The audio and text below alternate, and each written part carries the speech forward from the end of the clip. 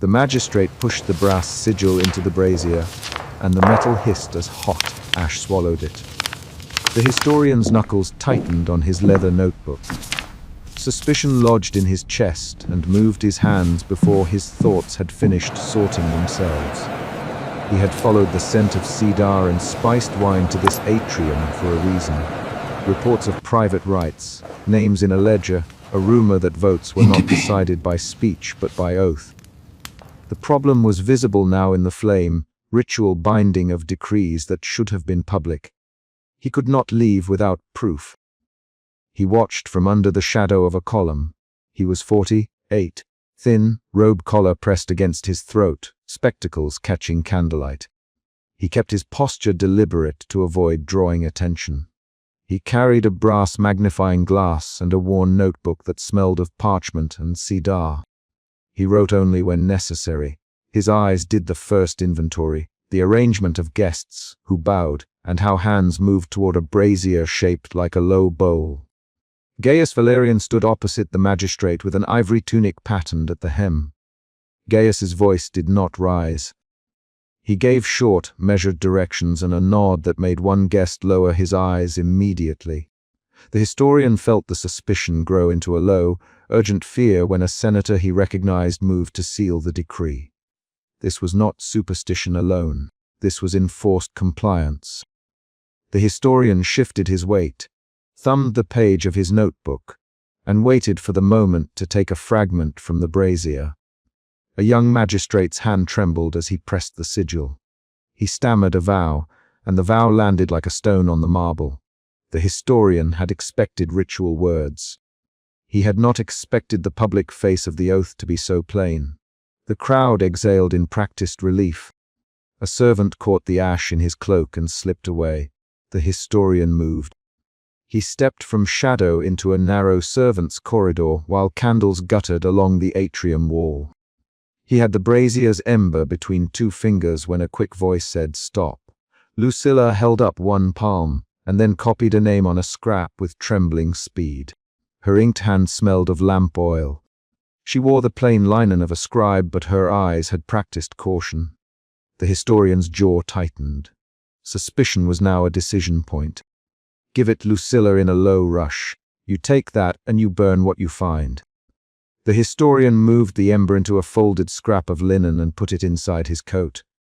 He kept his voice level. Why warn me? Lucilla's fingers resumed writing, because some names are marked with a double sigil, because a ledger is kept. She slid a tiny slip of parchment across the corridor floor. It listed a single name and a page number. She did not smile. The historian put the slip into his notebook. He felt the first shift of emotion. Curiosity pressing against his caution, then quickly the pressure of fear. He had a lead and a new debt. The historian left the villa by a service gate and walked to a small townhouse near the forum where Marcus waited. Marcus, 28, had a soft voice and a clean tunic. Marcus closed the door behind them and lit a single lamp. The historian set the brazier fragment on the table and pushed the linen free. I was forced, Marcus immediately. They came with wine and favors and then asks that are not written. Who? The historian. Patrons, Marcus. Gaius Valerian's circle. They do me favors. My votes get guided afterward. Marcus kept rubbing his fingers along the edge of his cloak. He did not look up. The historian watched the motion and listened for the facts under the shame. The second emotion shift arrived. Doubt curdled into anger. Did they mention names? The historian. Marcus swallowed. Only gestures. A laurel for a favored consul. A sealed decree. They expect silence. There was thunder in the historian's mind, but not outside. He held his pen and wrote a few steady lines. Marcus's hand found his wine cup and tightened. We can expose them, Marcus, voice small. We can put a letter before the Senate. Gaius Valerian arrived before that plan could gather shape. He stepped into the townhouse as if into his own house and smiled. He put one hand on Marcus's shoulder and said, Marcus, you misconstrue loyalty for terror. Gaius, Marcus. He moved between the historian and Gaius as if the body could be a shield. They bind votes with oak and brass. Gaius's smile thinned. Marcus, you owe much to the patrons, not to secrecy. Gaius's hand fell away and he straightened. You choose badly to speak so readily.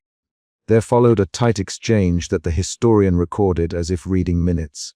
Voices dropped and then rose for emphasis. Marcus's words were clipped. Gaius's remained smooth. Marcus, you will not damage what supports you, Gaius. I will not be a pawn, Marcus replied. Do not make a mistake, Gaius. You will not make me bow, Marcus answered. A servant's footfall at the door changed rhythm. The argument stalled. Marcus left with a face gone pale. The historian felt anger refine into apprehension. The confrontation had made the brotherhood's reach visible in skin. Lucilla guided the historian next to a villa study lined with scrolls and sealed chests. She moved with a scribe's surety. We do not keep records where anyone can find them, she said. We mark names in cipher. I copied one ledger page for you. They worked in a corner while the household slept. Lucilla pried a chest and the historian held the lamp steady. They found a folded list, the edges darkened by soot.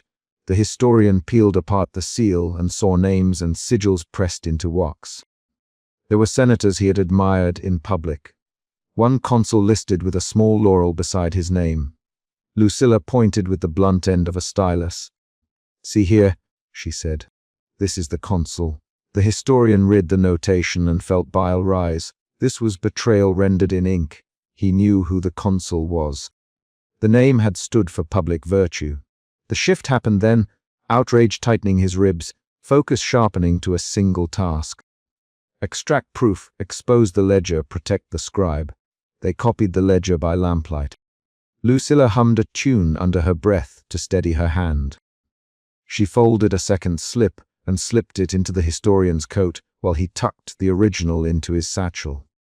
They moved like conspirators, leaning into the same action.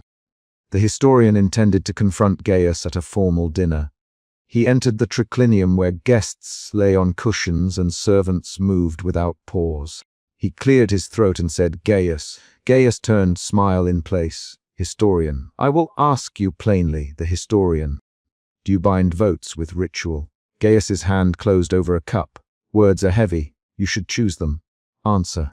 Servilius, an acolyte, stood then as if summoned. He placed a plate slowly in front of Gaius and let the historian's next question hang in the air. Servilius's eyes flicked toward the historian with a look that suggested consequence. Gaius, the historian, voice even, did you present a laurel to the consul this evening? Gaius's smile did not shift. We celebrated a policy that benefits the city. Was a ritual involved? Policy and ritual are not always separate, Gaius. Servilius set a hand on the historian's shoulder. The touch was light but deliberate. Keep your voice modest, historian Servilius. Gaius leaned forward. We trade favors. We bind loyalties. You mistake old customs for a conspiracy. Customs that decide votes are not customs, the historian. 3 short lines passed like thrusts between them, each quick and precise. The room felt smaller. Some guests laughed to disguise their unease. The historian left with the ledger's copied page hidden in his robe. He had provoked a warning and seen the mechanism of intimidation in action. That night he climbed to the rooftop above the forum. Moonlight cut the marble columns into hard lines. He had followed a note Lucilla had given him.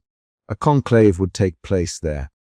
He moved across tiles with the quiet speed of someone who had been measured before. 2 senior senators waited in a circle with Gaius. A laurel lay on a low table, its leaves engraved with faint marks. The historian watched, staying behind a low parapet. He pulled his cloak tighter as he prepared to record the moment. The hunger to prove the ledger true had become a need to show the city a fact it had not consented to know. The laurel was presented, and one senator touched it and lifted his chin. He did not speak aloud, but the motion read as acceptance. Gaius's hand moved with practiced grace. The historian's breath shortened to a single, controlled count. He had the ledger page ready when a footstep shifted and a torch flared. A guard spotted him and shouted, "Thief!" Someone cried. The rooftop erupted. Gaius's voice snapped orders. The historian ran toward the low stair and a figure blocked him. Hands closed on his cloak, he shoved and felt fabric tear. Marcus moved from the circle and slammed a brazier across a guard's shoulder, creating a splintered distraction. Go! Marcus, take it. Marcus's face was wet with sweat and something like despair as he shoved a folded tablet into the historian's hands. The historian tucked the tablet against his chest and plunged down a narrow flight of steps. Someone lunged and cut at his cloak. He felt the sting across his ribs and kept moving. He broke into the alley and then into a tangle of carts and carts' ropes. He ran until the voice of pursuit thinned. By dawn, the historian sat in a small back room and spread the ledger fragments on the table. Marcus's diversion had cost the young senator dearly. He had been seized afterward, forced into a humiliating oath in the forum that stripped him of committee assignments and reputation. The historian looked at the smear of Marcus's blood on his sleeve and understood the ledger's meaning. Names traded for favors, livelihoods traded for silence. He catalogued the names with slow fingers. The room smelled of damp straw and old paper. He ticked off each senator and matched wax sigils to recorded rituals. Each entry changed his sense of the city. Not a single chamber of deliberation, but a network of sealed obligations. He felt a final emotion shift. The fear had become determined focus. He would not call it zeal. He would call it obligation. He turned the last page and found a notation that did not match the rest. An initial beside a consul's name, but in a hand that Lucilla had shown him earlier. He read the mark and realized the ledger contained more than ritual lists. It contained directions, dates, and payments. There was a line that named a villa and a time. The historian tapped the table with a finger and then laughed once, a short sound of disbelief. He took the brazier ash and scrubbed a patch of the ledger's wax under his magnifying glass. The sigil pressed into the paper matched the mark at the rooftop laurel. The conspiracy was not myth. He heard a footstep on the stair and froze. He closed the ledger and wrapped the fragments in linen. A knock came at the study door. 3 dull raps that belonged to the household and not to a friend. He placed the bundle beneath a loose floorboard and moved to the door. He opened it a crack and saw Lucilla's face in the dim light. She did not smile. "Someone came while you ran," she said. "They for Marcus." The historian's voice was low. "Is he safe?" Lucilla's jaw tightened. "He will live. He will not be a senator again." A hard silence followed. The historian recorded the loss in a single line. The ledger had cost a life path. He lifted the ledger fragments beneath the floor and placed them into a small chest. He ticked names once more. Proof sat heavy in his hands.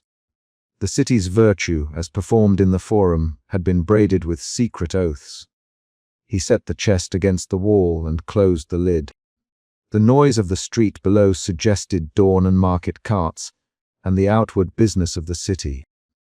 He had always believed that evidence should change argument. Now he understood evidence could change people's lives.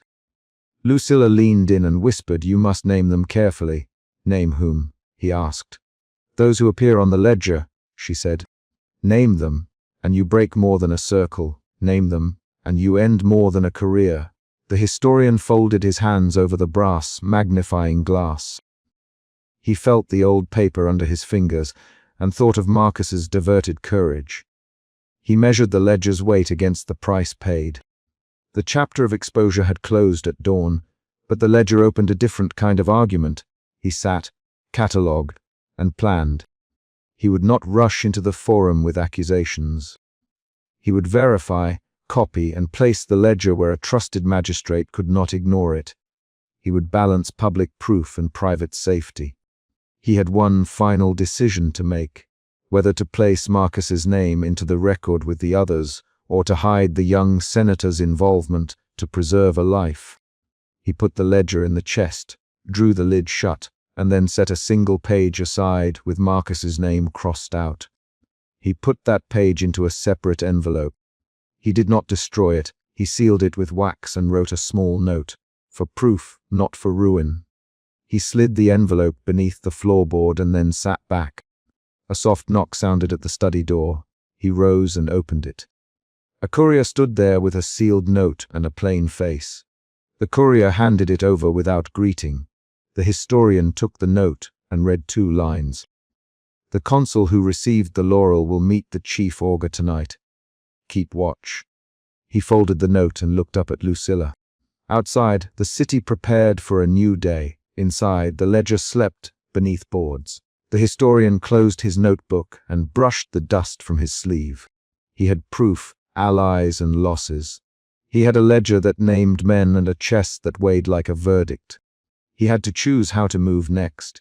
He locked the chest, counted the names once more, and then heard the knock again, this time 3 sharp raps, nearer, deliberate. He answered, and the chapter ended with a concrete sound. Someone waiting to be admitted. A sharp knock rattled the atrium door as Gaius Valerian slid a sealed edict into Marcus Letuus' hand. Suspicion tightened in the historian's chest. He had watched the exchange for 3 beats of the flickering brazier. The wax seal, the pressed sigil at the edge, and the way Marcus' fingers closed around the envelope like a man taking a promise. Suspicion pushed him toward the villa's shadowed corridor. He moved without naming the feeling aloud. He moved because the brass sigil he had seen hiss in a brazier weeks before had not been an isolated oddity. It had stamped other papers now, and the papers carried consequences. The immediate problem was simple and dangerous. A sealed edict, marked by the same occult signature, was leaving the villa at midnight. He kept to the stonework close to the wall. The historian's breath came in low, measured pulls. His thin spectacles caught candlelight and threw tiny, bright slivers across his notebook. He had come to this house on the promise of a lead, laurel brooches, private oaths, a network that bent law through ritual, and now the lead moved. He ducked beneath a curtain of hanging wreaths and watched Gaius speak in a low voice. Gaius, Marcus make the rounds tomorrow. See to the deliveries yourself. Marcus bowed once. Yes, Valerian. The historian heard the scrape of the laurel brooch against the folded parchment. He heard the servant footsteps approaching the outer door. A woman called from the peristyle, "Who knocks at this hour?" The knock returned, urgent and hard. The historian felt curiosity sharpen inside him, then tilt toward alarm when a guard's boot thudded on the steps. He had followed rumors to private villas before. The difference tonight was that the rumor had a seal and a visible hand moving it. He stepped forward before he had fully decided, and the knock cut the sentence of his thought in half. Servants opened the door. A rider in ink, dark cloak insisted on delivering a message for Livia Marcellus, voices blurred. The rider handed over a small box. Gaius glanced toward the door, then back to Marcus. The historian counted 3 shallow signs. The rider's hurried nod, the way Marcus slid his thumb along his inner wrist, and the tightened muscle at Gaius' jaw. All were small movements. All were proof. The historian left the atrium and slipped into the villa study while servants answered. He found the edict, or rather the second copy, tucked beneath Livius' laurel brooch on a side table. The wax bore a sigil. A ring of dots carved into a crescent. He lifted the brooch and felt the cold weight of metal and the faint residue of smoke. He did not study the patterns. He registered utility. The sigil mattered because it belonged to a system that had bent votes before a single morning session of the Senate. A voice startled him. "What are you doing in my study?" Livia Marcellus blocked the doorway, lamp in hand. She was not yet accusatory. She was calculating. The historian stepped back and let his hands show empty. "I was checking the guests' list," he said. His tone was careful. His pauses were deliberate. Livius' eyes flicked to the brooch in his fingers. "That is private, scholar." "You have no business." He met her gaze. "Livia, the seal on that brooch matches another I saw in a brazier. I need to know who signed that edict." She narrowed her eyes. "The edict is a household matter. Go." His breath tightened. He could feel suspicion expand into doubt. He chose a new tack. He left the study with the brooch and walked back through the corridor to the atrium where servants still murmured. He found Marcus Leto near the fountain, hands splayed on the stone rim. Marcus looked up, then quickly down. He kept his head low when the historian approached Marcus. "The historian, may I have a word?" Marcus' voice was low. "Not here." He led the historian to a narrow passage that smelled of cedar and old wine racks. The passage made the two men lean close. The historian placed the brooch on a table between them. Marcus touched the sigil with a fingertip and drew back as if burned. He flinched but did not deny recognition. "It matches," he said. "It matches the mark I bear under my sleeve." His thumb moved to reveal a faint tattoo at his inner wrist. The historian saw the small, dark crescent and the ring of dots beneath skin. Marcus swallowed. "I never meant for it to go so far." His voice tightened. "Gaius me to move one edict. One. He it would keep an ally in place." He it was an old oath, nothing more. The historian's curiosity flipped to urgency. Now the risk counted lives, votes, and livelihoods. Marcus leaned forward. "If you publish this, you'll have men at your door. Valerian keeps men who forget nothing." He spoke with a knock of desperation under the words. The historian folded his hands over the brooch. "Then we document everything," he said. "Names, dates, signatures. If we can prove a pattern, it becomes risk for him, not you. It becomes leverage." Marcus looked at the brooch, then at the historian's face. He exhaled slowly. "You make it sound simple." "It is not simple." The historian. "But it is necessary." Marcus agreed to help. The two men made a fragile alliance and arranged to inspect the ledger later that night. Their voices were low. Their actions made the risk real. Dawn was a promise on the edge of the sky when Gaius Valerian returned without announcement. He entered the peristyle as if the house had been waiting for him. He did not shout. He did not hurry. He smoothed his tunic and folded his hands below his chest. "There are late riders every night now," he observed. His voice was smooth and quietly authoritative. "One would think we keep a road just to hear them." Livia's posture changed first. She stepped forward and forced a smile that did not reach her eyes. Marcus tightened his jaw. The historian felt fear move from the base of his skull into his limbs. Gaius looked at the historian and said, "You linger, scholar. You should take your curiosity elsewhere." The historian felt his pulse slow into a deliberate rhythm. He kept his hands visible on the edge of the fountain. "Valerian, I have questions about sealed edicts passed through this house." Gaius did not look surprised. He cocked his head and let the silence do pressure. "Questions cost time," he said. "Time costs loyalty."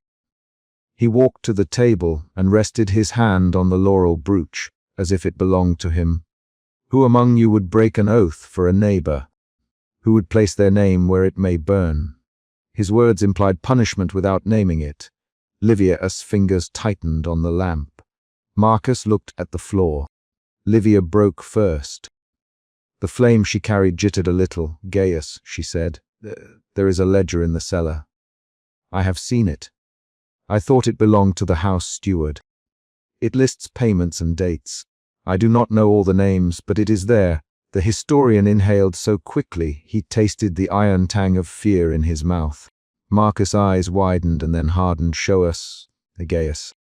He smiled a small, controlled smile. "If you betray my trust, Livia, the ledger will show nothing but your own hand." Livia swallowed and led the way down into the hidden cellar archive. Her steps faltered once on the stairs, and the historian felt the motion as a small complaint lodged in the air. They found the ledger beneath a false tile. Livia's hand trembled as she pushed the tile and handed the book forward. The ledger was bound in scuffed leather. Inside, columns of names and sums sat beside dates and brief notes. A laurel wreath, a night meeting, a sacrificed animal, a motion delayed. The historian turned pages with fingers that no longer felt faint. The names were not all unfamiliar. Several belonged to men he had mapped for months. One column listed the date of a public law, and an adjacent annotation read, "Secured by oath." He read a line aloud. "Decimus Falco, consul support, laurel given." "Night of the harvest." Marcus leaned in and whispered, There is the motion he moved last session." Livia's lips pressed together into a thin line. "I kept the ledger because I feared what would happen if I turned it over to strangers," she said. "I kept it because I thought it would protect the house." The revelation changed the shape of guilt in the room. The historian's suspicion shifted into grim clarity, as the historian traced a date with a fingertip. The brazier in the cellar's corner clattered. A servant tripped the edge and coals snapped. Gaius moved before the flame touched the pages. He lunged, objects reacted, a brazier toppled, the ledger slid and caught partial light. Wax and smoke rose as if to announce violence. Marcus shoved forward, grabbing at Gaius' wrist. "Stop, Marcus." He was not begging, he was ordering. The two men collided. Livia tried to pull the book back. The historian reached for the ledger and felt the leather cool into his palm. He pulled the ledger free as the brazier fell and coal kissed the corner of a page. A sheet caught flame. "Give it back," Gaius shouted. He moved to seize the book. Marcus pushed him again. The historian ran, arms locked around the ledger, and the house erupted into noise. Shouts, the clatter of sandals on stone, the creak of heavy doors. The historian smelled smoke and iron and the sharp scent of spiced wine. He felt the leather against his ribs like a heart. Livia shrieked, then clapped a hand over her mouth. The house guards poured from the hallways in formation. Their armor rang against the marble. Gaius barked orders, and they flowed outward. Marcus blocked the path at the main stair and faced Gaius with his back to the historian. For a breath the men stood between the ledger and the house's wrath. The historian found the garden gate and pushed through into cold air. He ran along hedged paths, cutting toward a low wall where he and Marcus had arranged an exit earlier, an escape planned in case things toppled. Soldiers shouted behind him. The smell of burning paper chased his shoulder. He kept his hands steady on the ledger. He heard Marcus' voice bark a single, clear phrase. "Go, and do not make me regret this." The historian did not turn. He vaulted the low wall and dropped into the alley beyond. A patrol pursued for a short stretch. The historian ducked into a narrow lane and changed direction, bell in hand where a laborer had left it. He used the city's evening noise, a child's cry, a cartwheel's creak, a dog barking, to bury his passage. He reached the safe house by late morning, breath ragged and shirt damp from exertion. The ledger sat on his table like a claimant. He placed it under a single lamp and began to catalogue names, to cross-reference dates with laws enacted in the forum. Each entry tightened a knot inside him. Patterns emerged. He read a name and closed his eyes to picture the man in the Senate, the way a podium could be steered with a quiet oath.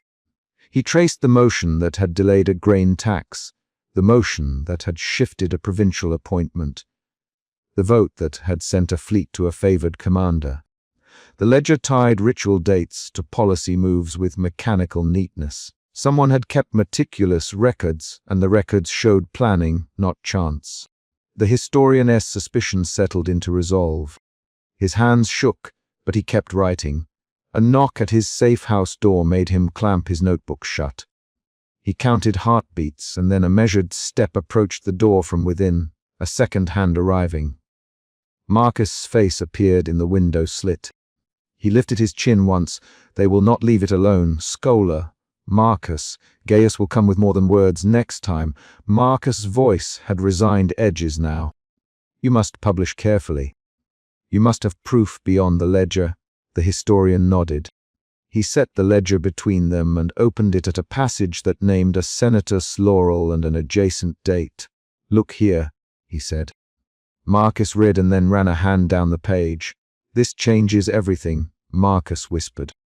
The historian felt an emotion shift again, this time from resolve into cold calculation.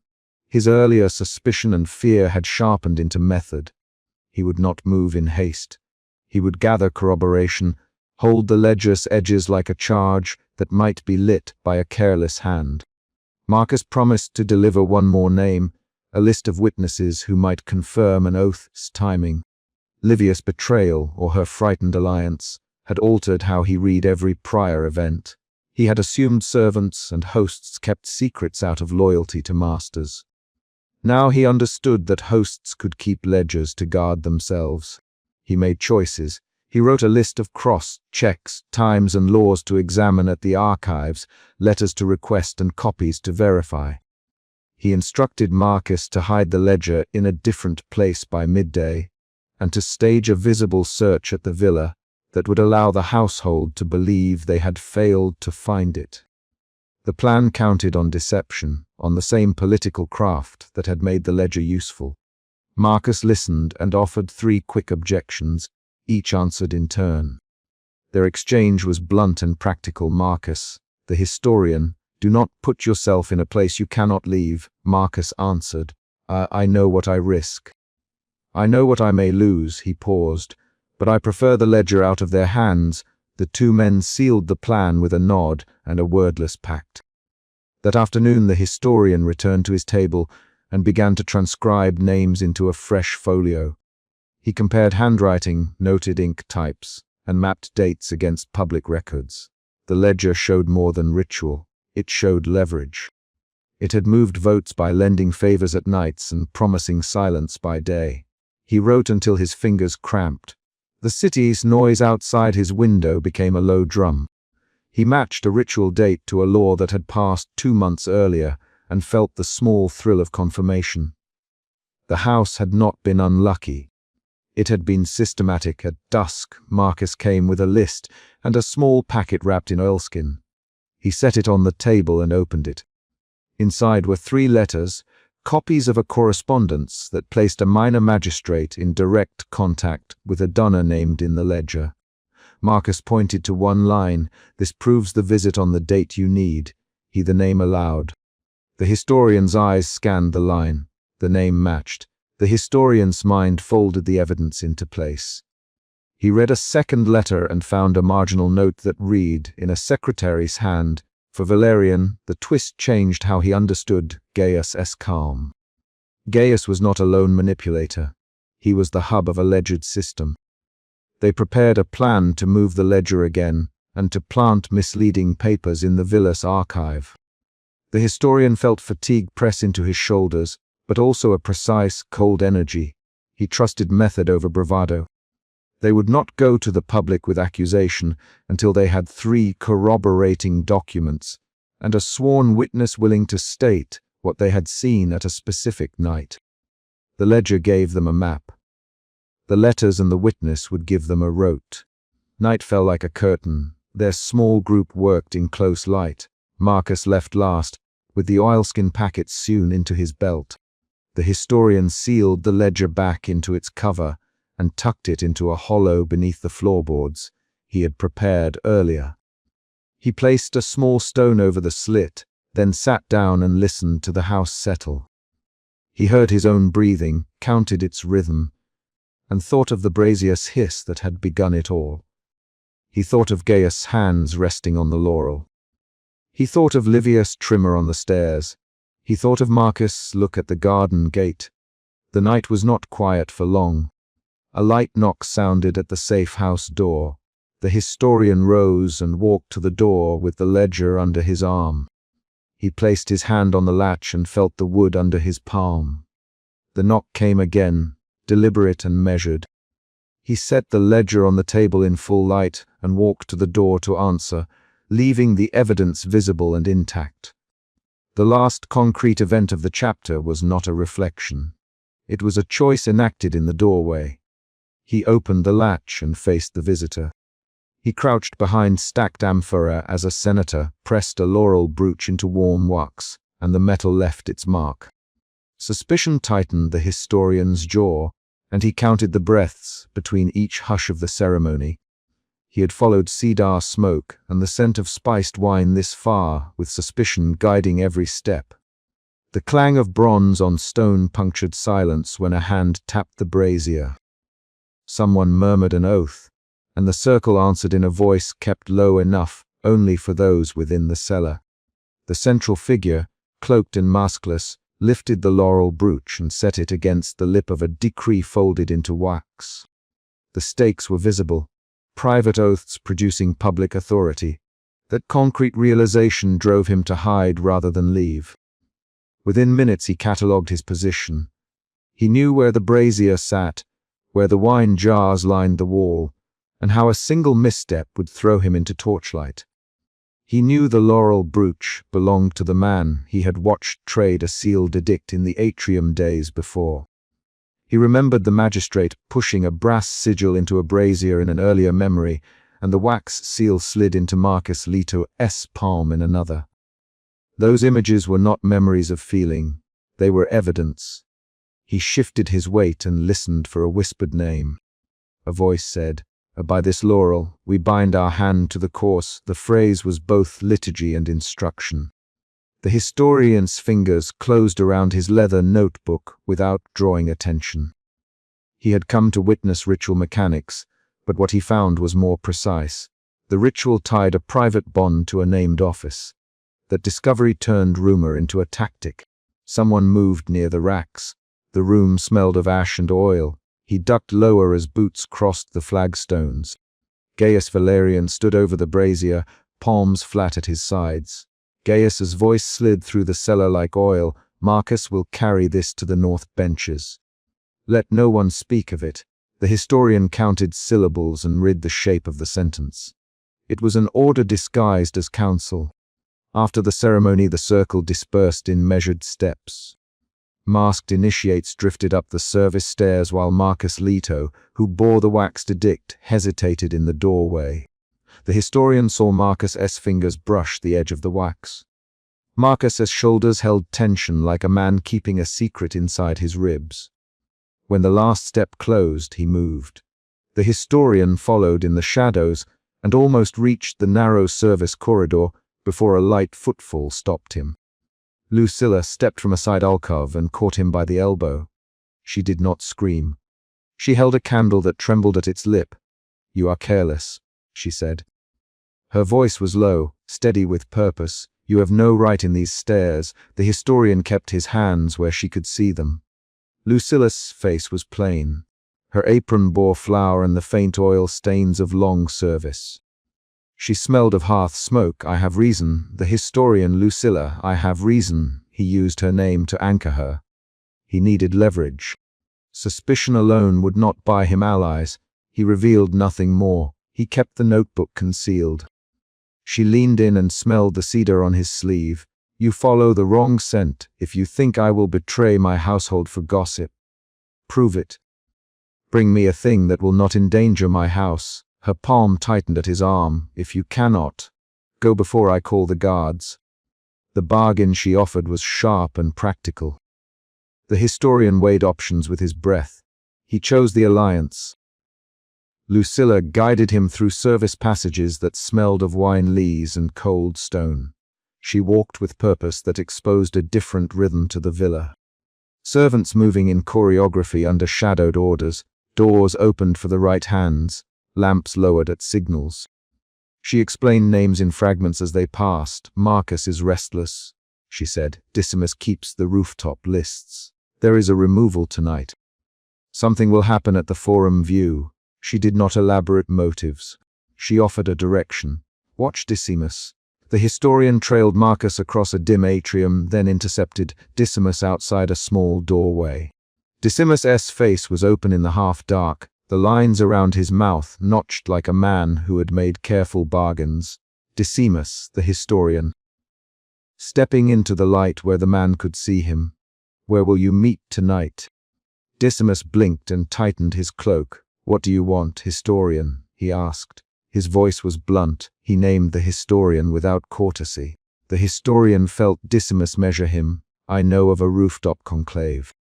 You will see Laurel, wreathed decrees given to men who swore the oath." The truth was simple and perilous. Decimus' eyes slid to the atrium as if measuring who might overhear. "Tell me the hour." The historian, "Before the watch changes at the high moon. But be careful. Gaius watches. Gaius will not forgive witnesses." Decimus the last part as if he had practiced the warning. He turned away with a short shake of his head and walked toward the service stairs.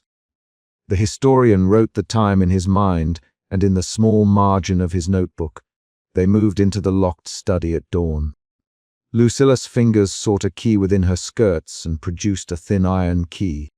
She eased a shutter and let dawn cut the room in a slice of cold light. The historian's hand closed around the edict that lay on the desk. The laurel sigil was stamped in the corner. He flipped a page and found a marginal note naming 2 consul candidates and a line assigning them to votes. He read the note aloud to anchor it into the air. "It names names," he said. "It instructs votes." He spoke with the voice of someone assembling proof. Lucilla watched his face for the moment he would betray himself. She lifted her chin. "Keep it hidden. If they know you hold it, they will remove both you and the proof. I can hide you a day. After that, you must move the paper. You must find someone beyond Gaius' reach." Her words turned immediate pressure into logistics. The historian paused with the paper between his palms. He planned with Lucilla for the rooftop hour. He had a map of exits in his head. He could cross the villa's internal stair to the roof and watch the forum. He would follow the men who took the edict. He would document distribution. He would not speak with Gaius. That was the plan.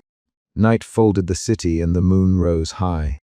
The historian climbed the narrow stones to the roof and found the ledge lined with men who scented of oil and perfumed wax. Torches punched holes through the dark. Gaius stood beneath the moon, the laurel brooch held like a coin between his fingers. He spoke quietly. "History will remember the outward show. We remember the inward oath. Give the wreath," and the man swears. The men around him nodded as if an old law had been read. The historian stepped forward and said, "Gaius," the name left his mouth like a test. He had not intended to reveal himself. The wind carried his voice. Gaius turned, expression flat. "You should not be here, Gaius." Marcus later moved to intercept. "We can remove him, Marcus." His jaw worked. Marcus' loyalty had teeth tonight. The circle tightened. Decimus drew a breath and did not move. The historian read the pause and understood the danger.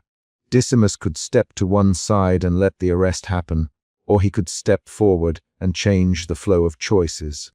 The historian stepped in instead. "Decimus, you said you would be here."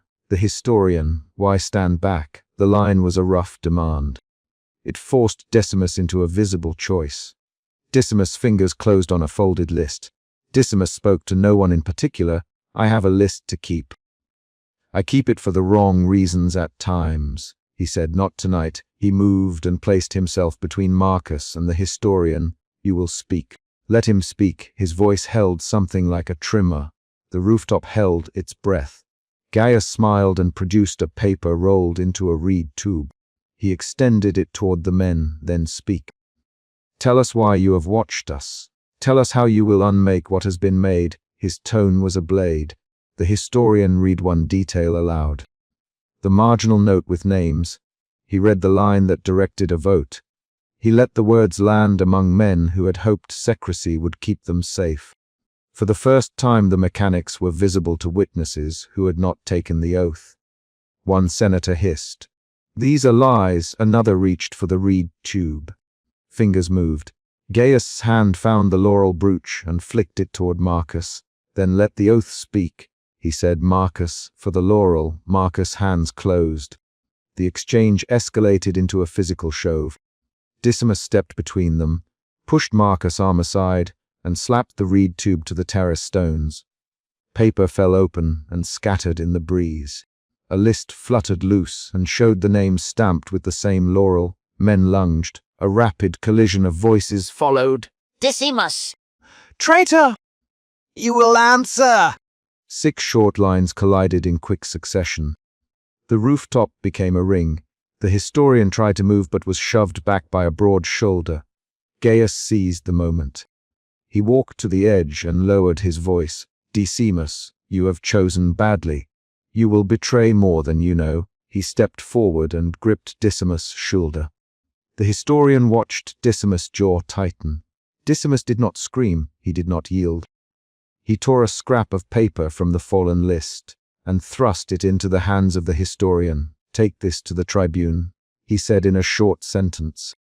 "Tell them I will speak tomorrow in council." The historian held the scrap. It named a senator who had been slated for promotion and a notation. Bind through laurel. The scrap was specific, authored in a hand Decimus habitually used. It contained a line that tied the oath to a vote and a marginal mark that matched earlier works. The rooftop erupted. Men argued. Some stepped toward arrest. Others pulled back. Decimus turned to Gaius and spoke without irony. You bound men to favors. You forgot that names also bind you. You built a ledger of sins and left the ledger in a place I could find. His words were concrete accusation, not rhetoric. Gaius stared as if he had been struck. For 3 heated minutes the roof became a courtroom of gestures. The historian choked on the speed of it. He clutched the scrap and kept it from being blown. Lucilla's face flashed in his memory, the way she had produced the key, the way she had bargained. He had not suspected herself as an actor beyond the household. Now the stakes shifted. He felt a new emotion rise. Doubt of people's motives under pressure, then a cold fear as the men around him turned to consider consequences. The confrontation broke into a shove that sent the historian stumbling toward the low wall. Gaius grabbed the historian's collar and hauled him up to face the group. You have no authority here, Gaius. His voice had the soft hardness of someone who had broken men with law. Who made you judge? The historian met his gaze and saw no mask left in it. You made them judges. The historian answered, you made the system. You tied them with laurel. That is the instrument. His sentence was short. The words cut into the group. Some looked at Gaius, others at their hands.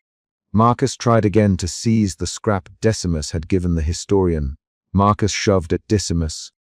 The historian caught Marcus' wrist with both hands and forced the man to release. Marcus, listen, he said. You will be named in this. You will be exposed. Decide now. His statement was a pressure. Marcus' eyes flicked to the scroll at his belt, and then back to Gaius. A struggle followed where hands reached for papers and for throats. Voices bled into each other in short, clipped exchanges. Let go. Stand down. Do you want a public tearing? We will not be humiliated. Between 6 and 9 lines of sharp dialogue passed in under a minute. The twist arrived when Decimus, pushed to the edge, produced a parchment from his inner fold and read aloud a dated entry that matched a memory the historian had of the brass sigil in the brazier. Decimus' voice was steady. On the 7th hour, the magistrate pressed the brass into the flame and named 3 who would fall if they opposed the will. The seal was placed with intent to coerce votes. The sentence linked the current rooftop oath with the brazier ceremony the historian had once glimpsed through another door. This statement changed the room's understanding. The oath was not mere superstition. It was a recorded threat. Gaius' mask faltered. You would accuse me with that, he said. He sounded small. Decimus held the historian's eye. I will stand in counsel. I will read the ledger. He stepped back and looked at the men gathered. If no one comes with me, I go alone. The rooftop stilled. The men turned choices into tiny movements that defined loyalties. For a breath the historian felt hope rise like a measured tide. Then a new movement. Guards from the villa's interior stair slipped onto the roof. They came with orders. 2 of Gaius' allies moved to surround Decimus, while Marcus reached for the historian's throat.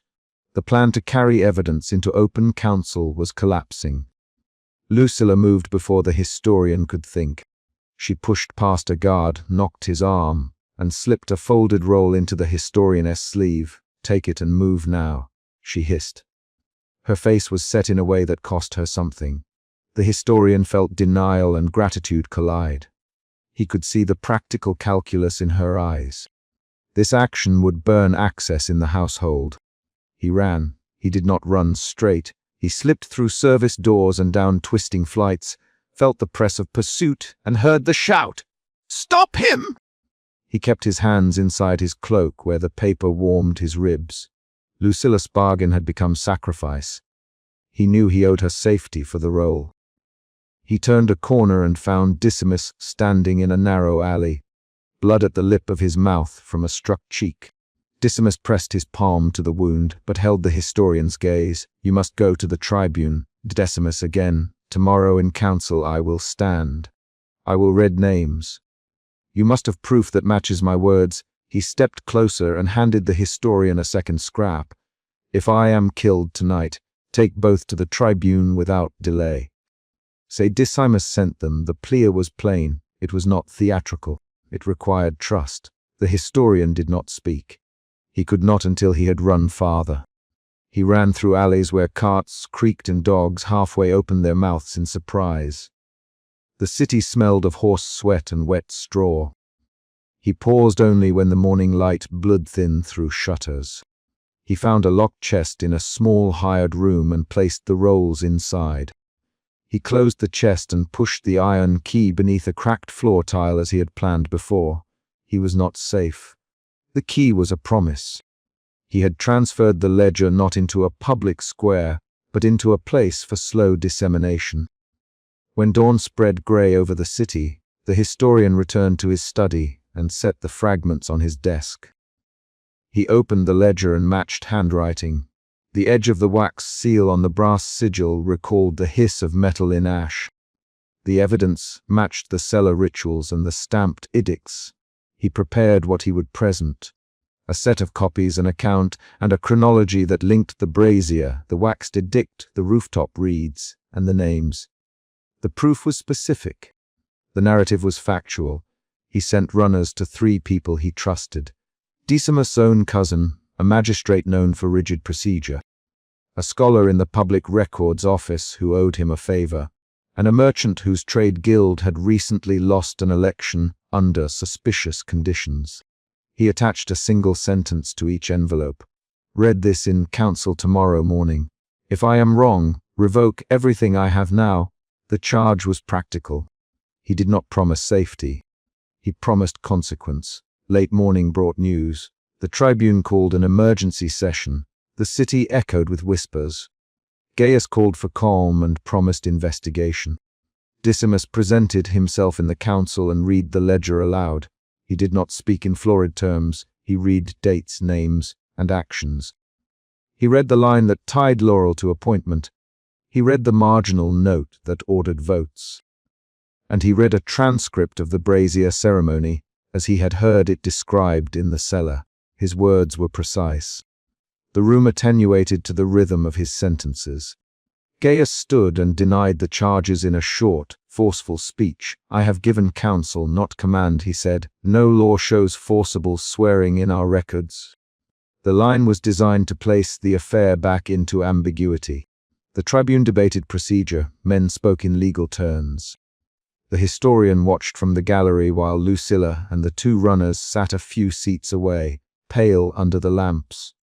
Then evidence moved. The scholar from the records office presented a copy of the marginal note the historian had duplicated.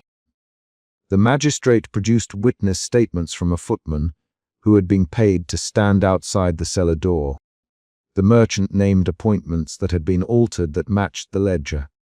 The room shifted from conjecture to confrontation, as one by one items lined up.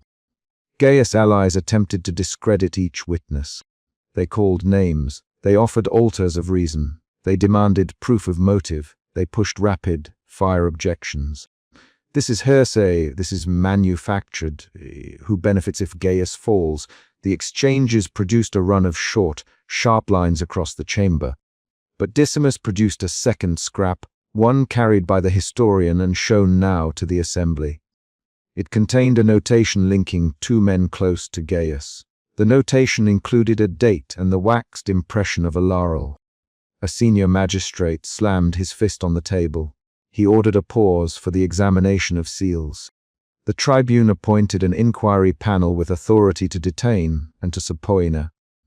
The first consequence arrived in the form of men in plain cloaks moving toward Gaius, villa with writs pinned to their chests. Gaius watched the men with a face that had drained of color. He spoke no more on his defenses as the writs were read. The balance had shifted from gossip to legal motion. Outside the villa, Decimus was seized briefly and questioned. Lucilla vanished into the kitchen and remained there. The historian requested to speak with the panel. He delivered a clean, fact-lined account. The brazier, the waxed edict, the laurel stamped decrees, the marginal note. He referenced the cellar ceremony and the rooftop distribution. He handed copies of the ledger and the scraps. He did not make accusations beyond the documents he had collected. The panel found cause to detain several of Gaius' closest initiates for questioning. Others were banished from council seats pending trial. The city did not, overnight, tear down the old orders, but the apparatus that Gaius had used to bend votes lost legitimacy. A legal process began that had teeth enough to remove men from office and to require public testimony. The historian had expected obstruction. He had not expected the speed with which legal mechanisms, once fed, could act. A new fear surfaced in the historian. Whether this exposure would end bloodlessly, or whether retribution would arrive in another form, he paced his study in short steps, and counted the entries in his ledger. His hands trembled once while he folded the copies. He moved with care and angle, placing each page in an envelope, sealing it, and handing it to runners with instructions for secure delivery. The action was ritualized, precise, and plain. It kept panic from dictating choices. The tribunal required testimony. Decimus stood and recited names and dates. He did not perform martyrdom. He spoke as one who had kept lists and chosen a late hour of conscience. His voice wavered on 2 occasions, then steadied. When why he had waited, he said in short sentences. I waited because I feared for my family. I speak now because they will not be safe if I do not. The line made the room shift its calculation about motives. Some senators softened with an expression that looked like recognition. Others stiffened as if they had received a cold pledge. Gaius was stripped of the right to speak while under investigation. He maintained his composure in brief replies. You will not prove caution with empty phrases, he said in a low voice. You will not burn a system for the mistakes of men. The panel issued a warrant to search the villa. Several laurel brooches, folded edicts, and wax impressions were catalogued as evidence. Lucilla came forward during the questioning of servants. She presented her testimony plainly. How she had seen a brass sigil heated in the brazier, how Marcus Leto had taken the waxed edict, how a list had been delivered to Decimus. She refused reward and she refused to seek public office. Her face remained plain, and the historian watched the small trimmer in her hands when she recounted details that would mark her family for scrutiny. Her action had cost her access, as she had warned, and it had cost her a sense of safety. Outside the forum, tension remained. Gaius left under escort. Men muttered in the streets. Some vendors refused to take orders from officers suspected of network ties. The merchant class realigned in small ways. The historian walked the city with evidence in his satchel and kept an eye to faces. He felt the shape of a new unease that was not victory. It was movement toward accountability. Late that week, the panel returned its first judgments. Several senators were dismissed from office for conspiracy to coerce votes. Others faced fines and temporary exile. The public record published a formal summary of the evidence. The laurel motif, once concealed in wax, was recorded in a ledger accessible to scholars and to the tribune. The network's most visible tools were removed from the hands of those who had used them. Gaius' fate was split across legal rulings and private deals. He lost his seat and his privileges. Some allies were imprisoned for obstruction. Others were granted lenient sentences in exchange for testimony. Decimus received protection after he gave testimony and provided documentary evidence. The tribune assigned a small detail to his household. Lucilla retained her post, but with a cautious shadow. She was watched now by men tasked with ensuring no further secrets moved in her kitchen. The historian catalogued the changes without flourish. He compiled copies of transcripts and placed them in a trunk meant for the Public Records Office. He attempted to weigh what justice meant in a republic where favor had been currency and where ritual had been law. He resisted moralizing. He recorded deeds and dates. He noted the cost. Names removed from office and households that would now operate under suspicion. Weeks later, he received a simple note folded in a familiar hand. It read, "You did what you could. Keep what you must." Decimus' signature was not a flourish. The line signaled a continued thread of contact, not a romance of victory. The historian placed the note on his desk and then tucked it into the ledger chest beneath the floor tile for safekeeping. He thought of Lucilla and found her in the market by chance. She did not brag about the day's outcomes. She sold bread and balanced the ledger of a small household. He approached and handed her a coin, then a single sheet with a red notation. Permission to travel with caution if she desired. She read it, folded it, and looked at him with a plain expression. "You changed the path of a lot of men," she said, "enough to force names into daylight." He replied. She nodded and turned back to her bench. She nothing of gratitude. The absence of speech felt like resolution. That night the historian returned to his study. He laid out the proofs one last time and verified signatures. He placed copies in 3 separate vaults: the Tribune's archive, the Public Records Office, and a scholar's safe hold. He did not publish a polemic. He did not gloat. He prepared a clean, time-stamped bundle that would remain accessible to those who enforced law. He found a single laurel leaf on his desk when he closed the chest. It lay flat and dry. A faint stamp marked its center with the same sigil he had seen in wax and in margins. He picked it up with 2 fingers and felt the paper's brittle edge. The action was precise and deliberate. He did not tear it. He put it inside the ledger and then replaced the chest lid. The last exchange of justice was not complete erasure. Networks shifted. Men adapted. Some of Gaius' allies fled to distant provinces where the web ran thin. Others recomposed themselves in quieter roles. Decimus kept his place, but with a hollow at his shoulder where trust had been tested. Lucilla returned to her kitchen with fewer privileges, and she watched the villainous comings with clear eyes. The historian closed his study window and locked the room. He had expected triumph to be louder. Instead it felt like small, coordinated motions.